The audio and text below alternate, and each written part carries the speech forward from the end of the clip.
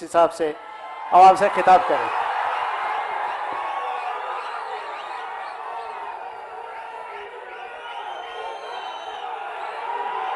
बिस्मिल्लाहिर्रहमानिर्रहीम।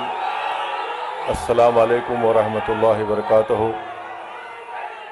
शय नशीन पर तशरीफ़ फरमा वज़ीर आला तेलंगाना मोहतरम जनाब रेवंत रेड्डी साहब, एडवाइज़र अक़लियती बहबूद बैकवर्ड क्लास और दलित जनाब मोहतरम मोहम्मद अली शबीर साहब, नौ मुंतखब शुदा रुकन पार्लिमान जनाब यादव साहब, मेरे तमाम मजलिस इत्तेहादुल मुस्लिमीन के अराकीन असम्बली व रुकन क़ानून साज कौंसिल और तमाम दीगर सियासी पार्टियों के ज़िम्मेदारान, मैं सबसे पहले अपनी जानिब से और हैदराबाद की पार्लियामेंट की आवाम की जानिब से जनाब रेवंत रेड्डी साहब का, वज़ीर आला का, हैदराबाद के इस क़ल्ब में, हैदराबाद के इस दिल में हम आपका खैर मुक़द्दम करते हैं, आपका वेलकम करते हैं।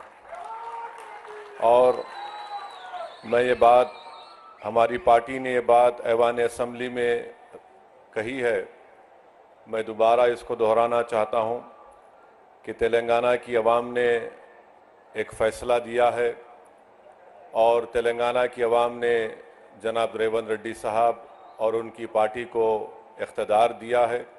हम उसका एहतराम करते हैं और हम उम्मीद करते हैं कि वो अच्छी तरीक़े से जो आवाम को वादे किए उसको पूरा करेंगे। मुझे यकीन है कि उन वादों को पूरा करेंगे।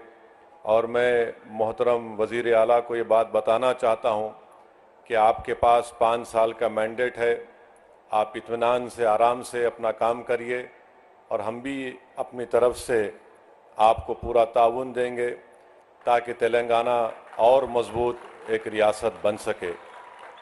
हमारी ये कोशिश होगी कि तेलंगाना में जो अमन बरकरार है पिछले 10 साल से, इंशाअल्लाह ताला उस अमन को हमको और मजबूत करना है। और एक बात याद हम सबको रखना है कि जितना अमन मजबूत होगा उतनी ऊंचाइयों पर तेलंगाना को आप और हम और रेवंत रेड्डी साहब लेकर जा सकते हैं। चौथी बात मैं ये कहना चाहूँगा कि हमको ना सिर्फ अपने वतन अजीज़ को बल्कि हमारी रियासत को फिस्ताई ताकतों से बचाना है। फ़िरक़ा परस्ती और ये नफ़रत का जो माहौल पूरे मुल्क में आज है, उस नफ़रत के माहौल को हमको रोकना है। और तेलंगाना में एक भाईचारगी का माहौल है और आप और हम जानते हैं वो कौन सी ऐसी ताकतें हैं जो आपके और हमारे दिलों को तोड़ना चाहती है, जो हमारी इस मोहब्बत की तहज़ीब में जहर भरना चाहती है। तो हमको और आपको कोशिश करनी चाहिए कि जो नफ़रत आमेज़ बातें हैं, जो लोग दिलों को तोड़ने की बात करते हैं, जो लोग घरों को तोड़ने की बात करते हैं, आपको और हमको मिलकर ऐसी ताकतों को कमज़ोर करने की ज़रूरत है। और मजलिस शुरू से कोशिश करती आई है कि ऐसी ताकतों को कभी भी किसी मुकाम पर इख्तियार ना मिले। तो मैं अपनी जानिब से चीफ मिनिस्टर को ये बता रहा हूँ कि हम चाहते हैं कि ये नफ़रत ख़त्म हो, मोहब्बत आम हो और लोग आपस में सुकून से ना सिर्फ तेलंगाना में बल्कि अपनी ज़िंदगी को गुजार सकें। मैं आज आपको बात बताना ज़रूरी समझता हूँ कि चीफ मिनिस्टर बनने के बाद जब मेरी वज़ीर आला से बातचीत हुई, मैंने उनको मुबारकबाद दी। उसके बाद मैंने उनसे कहा कि पुराने शहर में हल्क़े असम्बली याक़ूतपुरा में 3 रोड वाइडनिंग करवाना है और बहादुरपुरा असम्बली हल्क़े में इंजन बौली में बस डिपो से लेकर वट्टेपल्ली की मंदिर तक, याक़ूतपुरा में शेख फैज़ कमान से डबिलपुरा ब्रिज और दूसरा नागाबोली की रोड और तीसरा याक़ूतपुरा बड़ा बाज़ार से मदरसा रहमानिया भवानी नगर की रोड। तो मैं सीएम ने मुझसे पूछा कि कितनी रकम की आपको ज़रूरत है। मैंने कहा ये 4 काम करने के लिए बहुत ज़्यादा रकम है की ज़रूरत है। अगर आप कम से कम 120 करोड़ रुपये दे देंगे तो ये काम शुरू हो जाएगा। तो मुझे 2 दिन के बाद सीएम ने फ़ोन करके बताया कि मैंने 200 करोड़ रुपये का जियो जारी किया सर साहब। आप ये रोड वाइडनिंग का काम करवाइए। तो मैं चीफ मिनिस्टर साहब का शुक्रिया अदा करता हूँ। फिर जब ये प्रोग्राम बन रहा था आज का इफ्तिताह करने का, तो मैंने चीफ मिनिस्टर से कहा कि मीरालम के पास एक एसटीपी टैंक का भी इनॉग्रेशन करना है। तो मैंने उनसे गुजारिश की कि वहाँ पर मीरालम टैंक के ऊपर एक ब्रिज की बहुत ज़रूरत है। हम लोग तो नेहरू ज़ू से आरामगढ़ तक एक फ्लाईओवर बन रहा है, मगर ये ब्रिज की ज़रूरत है। तो अल्हम्दुलिल्लाह अभी सीएम साहब मुझे बताए हैं कि उन्होंने उसकी टेक्निकली मंजूरी दी है और इंशाअल्लाह ताला वो ब्रिज का भी अनकरीब में हुकूमत की तरफ से उसको मंजूरी मिल जाएगी। मैं चीफ मिनिस्टर साहब का शुक्रिया अदा करता हूँ। और रास्ते में मैंने सीएम को बताया कि हमको यहाँ पर जो हैदराबाद शहर है, हैदराबाद का दिल ये इलाक़ा है, यहाँ पर हमको उस्मानिया हॉस्पिटल एक नया बनाने की ज़रूरत है। तो मैं फिर से सीएम साहब के दरमियान में, अवाम के दरमियान में खड़े होकर आप तमाम की तरफ से ये गुजारिश करूँगा कि उस्मानिया हॉस्पिटल की एक नई बिल्डिंग बनाई जाए। और जो जेल हमारे पास है, चंचलगुड़ा की जेल, वो अब शहर में आ चुकी है। अगर हुकूमत उसको शहर के बाहर किसी जगह पर मुंतकिल करे और उस जेल चंचलगुड़ा की ज़मीन को वहाँ पर केजी से पीजी कैंपस एक बनाएंगे, तो अहलियान हैदराबाद के पार्लिमानी हलक़े के लोगों को एक बहुत बड़ा इससे फ़ायदा होगा। और हमारे इस पेटला बुर्ज पर एक सिटी आर्म रिज़र्व है, उसको भी शहर हैदराबाद से बाहर अगर लेकर जाएंगे तो ज़मीन को भी आप इस्तेमाल कर सकते हैं। तो ये मैं उम्मीद करता हूँ कि चीफ मिनिस्टर इस पर गौर करेंगे। और आखिर में चीफ मिनिस्टर साहब, आपने डीएससी का ऐलान किया, मैं आपका शुक्रिया अदा करता हूँ।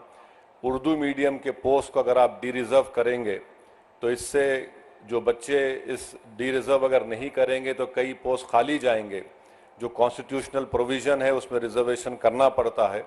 हुकूमत के पास एक इख्तियार है कि उसको डी रिज़र्व करे, तो जो दूसरे बच्चों को भी उर्दू मीडियम पोस्ट का फ़ायदा होगा। और आज चीफ मिनिस्टर हल्क़े असम्बली कारवान में 20 करोड़ की लागत से एक टेमरिस के स्कूल की बिल्डिंग का भी इफ्तिताह किए। मैं इसका भी शुक्रिया अदा करता हूँ। और हम वज़ीर आला से उम्मीद करते हैं कि आप इन तमाम कामों की तरफ आप नज़रसानी करेंगे। और मजलिस इत्तेहादुल मुस्लिमीन की जानिब से मैं वादा कर रहा हूँ कि चीफ मिनिस्टर का जो एक ड्रीम प्रोजेक्ट है मूसी डेवलपमेंट का, आप उसमें जहाँ कहीं भी आपको हमारी पार्टी की ज़रूरत पड़ेगी, हम भी चाहते हैं कि मूसी डेवलपमेंट का पूरा काम आपके टेन्योर में मुकम्मल हो, ताकि यहाँ की आवाम को एक बहुत बड़ा इससे फ़ायदा होगा, इकनॉमिक प्रोग्रेस होगा, यहाँ पर खुशहाली आएंगी, प्रॉस्पेरिटी आएंगी। और अभी हमको NVS रेड्डी साहब सीएम के सामने बताए कि ना सिर्फ यहाँ पर मेट्रो का स्टेशन बनेगा, बल्कि चंद्रायन गुट्टा से जो नागोल से एयरपोर्ट की लाइन आएगी, वो इंशाल्लाह यहाँ से चंद्रायन गुट्टा से मैलार्दोपल्ली और फिर मैलार्दोपल्ली से एयरपोर्ट। तो मुझे यकीन है कि जब काम मुकम्मल हो जाएंगे तो इससे इस इलाके के यहाँ पर रहने वाले नौजवानों को एक बहुत बड़ा फ़ायदा होगा। और चीफ मिनिस्टर की इत्तला के लिए बता रहा हूँ, नॉलेज के लिए, कि हैदराबाद के पार्लियामेंट के हलक़े से कम 10 से 15 हज़ार बच्चे रोज़ हाईटेक सिटी को जाते और रात में आते। उसमें हमारी बेटियां भी हैं, नौजवान बच्चे भी हैं। तो मैं सीएम का, जनाब रेवंत रेड्डी साहब का दिल की गहराइयों से आपका वेलकम करता हूं। और मुझे यकीन है कि इंशाअल्लाह ताला 2028 से पहले आप आकर, आप और हम उस ट्रेन में बैठ के आएंगे इंशाअल्लाह ताला, जुबली बस स्टैंड से लेकर यहाँ तक इंशाअल्लाह। क्योंकि एयरपोर्ट का काम थोड़ा लंबा है, मगर मुझे यकीन है कि वो काम भी प्रोग्रेस होगा। मैं जानता हूँ रेवंत रेड्डी बड़े ज़िद्दी आदमी हैं और उनकी ज़िद उनको यहाँ तक लेकर आई। और हम भी, हमारी पार्टी के लोग भी सर फिरे हैं, मगर आवाम ने एक फ़ैसला दिया है। आवाम ने एक फ़ैसला दिया है, हम उस फैसले का एहतराम करते हैं। और रेवंत रेड्डी साहब, आप पूरे आराम से 5 साल काम करिए। तेलंगाना की डेवलपमेंट के लिए, तेलंगाना के प्रोग्रेस और प्रॉस्पेरिटी के लिए MIM पार्टी आपके साथ खड़े रहेंगी। बहुत बहुत शुक्रिया। ఎంపీ సాబ్కు శుక్రియా ఆదా करते हुए నిన్న ఎలివేటెడ్ కారిడార్ నేడు మెట్రో రాయి. అలాగే